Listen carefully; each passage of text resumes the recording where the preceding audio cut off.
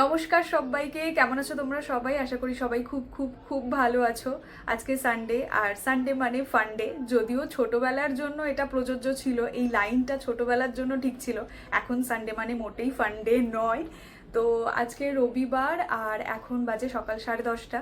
এখন আমি স্নান টান করে ফ্রেশ হয়ে এসেছি। আজকে আমার একটা জুয়েলারি ব্র্যান্ডের সাথে শ্যুট আছে, আর তোমরা আমার শ্যুটের বিহাইন্ড দ্য সিনগুলো খুব পছন্দ করছো, তো ওই কারণে আমি চেষ্টা করব যে শ্যুটের বিহাইন্ড দ্য সিনগুলো ভ্লগে তোমাদের সাথে শেয়ার করতে।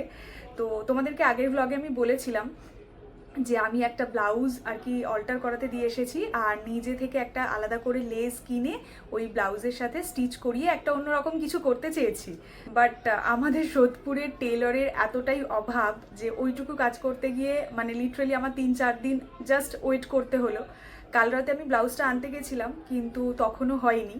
মানে ওনার সাথে আমার কিছু একটা মিসআন্ডারস্ট্যান্ডিং হয়েছিল। আমি লেসটাকে যেভাবে লাগাতে বলেছিলাম উনি ভুল বুঝেছিলেন, কিংবা আমি হয়তো ভুল বুঝিয়েছিলাম, যাই হোক কিছু একটা তো হয়েছিল। তো সেই কারণে উনি কনফার্মেশনের জন্য করেননি। তো আজকে সকালে এখন যাব আমি ব্লাউজটা ওনার বাড়ি থেকে আনতে, যেহেতু দুপুরে শ্যুটটা করব। তো চলো আগে ব্রেকফাস্টটা করি, দেখি মা ব্রেকফাস্টে কি বানিয়েছে। ব্রেকফাস্ট করে দেন আমি ব্লাউজটা আনতে বেরোবো। আর হ্যাঁ, তোমরা রবীন্দ্র জয়ন্তী ব্লগটাতে অনেক অনেক ভালোবাসা দিয়েছো, তার জন্য অনেক অনেক অনেক ধন্যবাদ। রবীন্দ্র জয়ন্তীর যে শর্টসটা আপলোড করব সেটার ভয়েস ওভারটা আমি এখনই দেব, তারপর ব্রেকফাস্ট করতে যাব। প্রত্যেকবারে ভয়েস ওভার দিতে গিয়ে আমার এই অবস্থাই হয়, একেবারে ঘেমে নিয়ে একেবারে পুরো স্নান করে যাই, দরজা বন্ধ করে, ফ্যান বন্ধ করে, জানালা বন্ধ করে। কিন্তু কিচ্ছু করার নেই, ভয়েসটা ভালো যাতে আসে তার জন্য এইটুকু করতেই হবে। তোমরা অনেকে আমার এডিটিং, আমি মিনি ব্লগগুলো কিভাবে করি, ভয়েস ওভার কীভাবে করি, এই বিষয়ে জানতে চাইছো। তো আমি সেপারেটলি একটা ভিডিও বানাবো যেখানে এই বিষয় নিয়ে কিভাবে আমি করি তোমাদের সাথে শেয়ার করব। কারণ সবাই সবার মতো করে, তো আমার পদ্ধতিটা আমি তোমাদের সাথে শেয়ার করব। এই যে আমার ভয়েস ওভার দেওয়া ডান, এটা JBL-এরই একটা মাইক, এটা দিয়ে আমি ভয়েস ওভার করি। এই যে আজকে সকালে ব্রেকফাস্টে মা বানিয়েছে ঘুগনি আর তার সঙ্গে রুটি, এই যে তার সঙ্গে ডিম সেদ্ধও রয়েছে। এই পুচকে ফ্যানটা আমাদের বাড়িতে আসার পর থেকে বেশিরভাগ সময় আমরা এই ফ্যানেরই হাওয়া খাই। আলাদাই আরাম।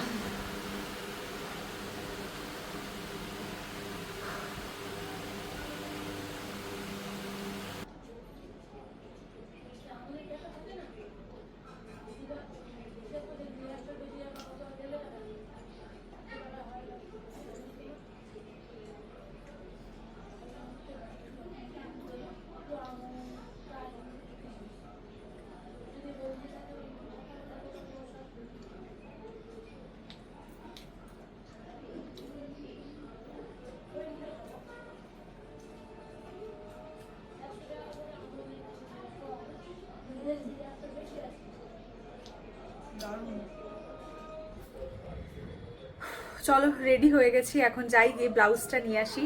আর যা প্রচন্ড গরম, বাইরে যা রোদ, মানে পুরো মাথা ঘুরে পড়ে যাওয়ার মতো অবস্থা। জুতোর কালার আর আমার জামার কালার এই মুহূর্তে সেম হয়ে গেছে। মা চলো, একা একা আমার কোথাও যেতে ভালো লাগে না, তাই আমি মাকে সঙ্গে নিয়ে যাচ্ছি। ও বাবা কি রোদ! তুমি একটা বড় কালো ছাতা এনেছো? চলো। তাকাতে পারছি না তো আমি। আমাদের অনেক দিনের খুব ইচ্ছে যে আমরা বাড়িতে একটা খরগোশ পুষবো, কিন্তু আমার মা মানে সেটা একদমই পুষতে চায় না। তার একটাই কারণ যে এখানে কলমি শাকের অভাব, মানে আমাদের এখানে বাজারে খুব একটা কলমি শাক পাওয়া যায় না। তো খরগোশ যদি পুষতে হয় তো খাবার হিসেবে তো কলমি শাকই দেওয়া হয়, আর তাছাড়া গাজর দেওয়া হয়। আর কলমি শাক যদি পেতে হয় তাহলে এই ট্রেনের পাশের কলমি শাকগুলো তুলতে হবে। তো আমার মা সেই ভয়ে পুষতে দিতে চায় না, কিন্তু খরগোশ আমার ভীষণ ভালো লাগে। আর বাড়িতে একটা কোনো পেট থাকলে দেখবে একটা আলাদাই ভালো লাগে আর কি। আমি আর মা দুজনে কেউই রাস্তা চিনি না, এই রোদের মধ্যে এদিক ওদিক করছি। সামনেই হবে হয়তো, আসলে ওনার দোকানে কালকেই গেছিলাম, কিন্তু বেসিক্যালি ওনার যেহেতু সকালবেলা দোকানটা খোলেন না, শুধু রাতেই খোলেন। তো আর কালকে রাতে রেডি হয়নি বলে উনি বললেন যে সকালে আমার বাড়ি থেকে নিয়ে এসো। তো ওনার বাড়িতেই এখন যাচ্ছি, বাড়ি চিনি না, এদিক ওদিক করছি। ওই একটা মুদি দোকানের নাম বলেছিল, ওই মুদি দোকানের নামটা আমি ভুলে গেছি। দেখি একবার ফোন করে জিজ্ঞেস করে নি, নইলে এত রোদে এদিক ওদিক করতে ভালো লাগছে না। অবশেষে মা খুঁজে পেলাম, এদিক ওদিক করে ফাইনালি খুঁজে পেয়ে গেছি বাড়িটা। এটা বেশি ভালো লাগছে এবার। হ্যাঁ, আর ওটা কি উল্টে দিলে ভালো লাগে? ভালো লাগতো না, না এইবার এই যে একটু এক্সট্রা হয়ে আছে, এটা দেখতে বেশি ভালো লাগছে। ওটাও বেশ ভালো হয়েছে, একটু ছাড় দিয়ে হ্যাঁ, এটা আমি একটু হাতে স্পেস। সেলাই করে দিয়েছি। হ্যাঁ হ্যাঁ ঠিক আছে। বেশ ভালো হয়েছে দেখতে, বেশ সুন্দর লাগছে। হ্যাঁ খাপানো হয়ে গেছে তো? হ্যাঁ, হ্যাঁ হ্যাঁ, ব্যাস ঠিক আছে, রেডি হয়ে গেছে আমার ব্লাউজ। ওটা আমি মাপটা জাস্ট দেওয়ার জন্য একটা স্যাম্পল দিয়েছিলাম। এই যে আমাদের ব্লাউজ নেওয়া হয়ে গেছে ফাইনালি। তো আজকে দুপুরে তাহলে আমি শ্যুটটা করতে পারবো। অনেকটা দেরি হয়ে গেছে, আর এই স্টিচিং অল্টার এটা করতে যে এত সময় লেগে যায়। বোন যখন শিখে যাবে, বাড়িতে যখন মেশিনটা আসবে, তখন আর আমাকে এই ঝামেলাগুলো নিতে হবে না। বোনকেই বলবো করে দে করে দে করে দে, আলাদাই ব্যাপার। আমি রাস্তা মনে রাখতে পারি না, আমার মা তার থেকেও এক কাঠি ওপরে। এইটুকু সময়ের জন্য এইটুকু জায়গায় এসে বলছে রাস্তা ভুলে গেছি, উল্টো দিকে চলে যাচ্ছিল। আমি একদমই রাস্তা মনে রাখতে পারি না। একই রাস্তায় আমাকে 5 বার নিয়ে গেলেও আমি 5 বারই ভুলে যাব, একদম কনফিডেন্সের সাথে ভুলে যাব।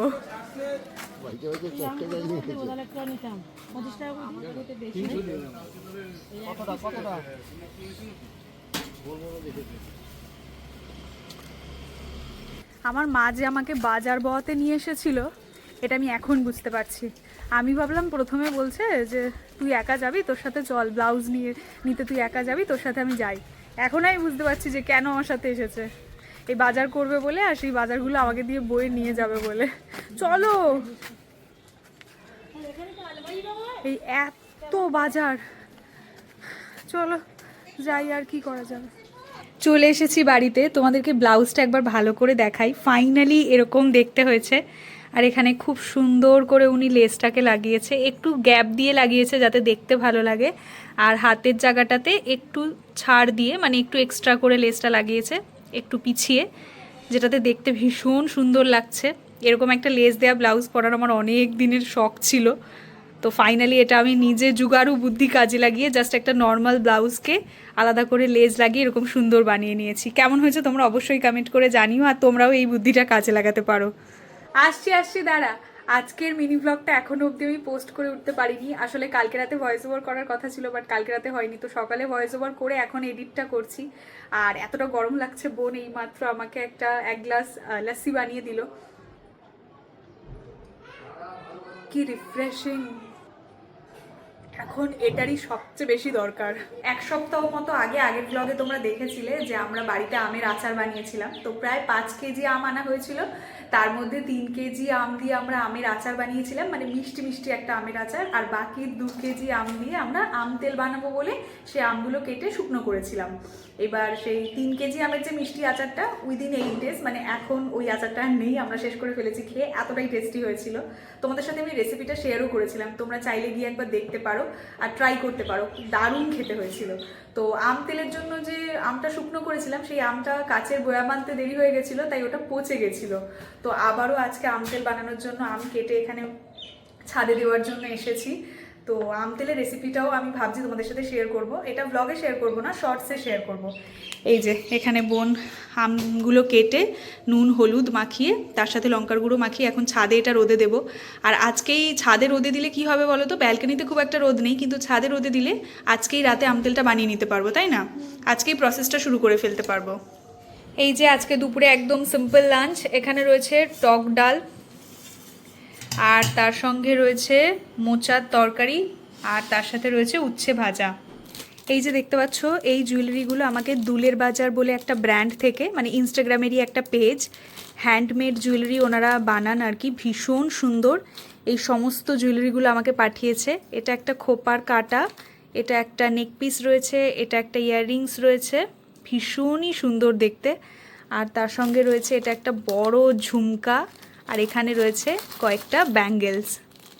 তো যেহেতু গ্রিনের মধ্যেই রয়েছে সমস্ত জুয়েলারিগুলো, তো ওই কারণে আমি ব্লাউজটাকে গ্রিন রেখেছি আর শাড়িটাকে ইয়েলো রেখেছি কন্ট্রাস্টে। দাঁড়াও, শাড়িটা আমি পরে নিয়েছি, তোমাদেরকে একবার দেখাচ্ছি। এই যে দেখতে পাচ্ছ আমি শ্যুটের জন্য রেডি হয়ে গেছি। ব্লাউজটা ঠিক এরকম লাগছে দেখতে, খুবই বিধ্বস্ত অবস্থা, কারণ প্রচণ্ড গরম। আর আমি এসি চালাতে পারবো না, কারণ এসি চালালে আমি যে ন্যাচারাল লাইটটা চাইছি শ্যুটের জন্য, যেটা বেস্ট হয় ক্যামেরাতে সবচেয়ে বেশি ভালো লাগে, সেই ন্যাচারাল লাইটের জন্য আমাকে জানলাটা খোলা রাখতে হবে, তাই এসি চালাতে পারবো না। তাই একদম ঘেমে নিয়ে একাকার। যাই হোক, একটু পরে ঠিক করে নিচ্ছি, তোমরা দেখো আর কি ব্লাউজটা কি সুন্দর লাগছে, দেখো একদম ইউনিক লাগছে ব্লাউজটা। আর এই হচ্ছে শাড়িটা। প্রায় অলমোস্ট রেডি হয়ে গেছি, শ্যুটটা করছিও, মানে শ্যুটটা চলছে।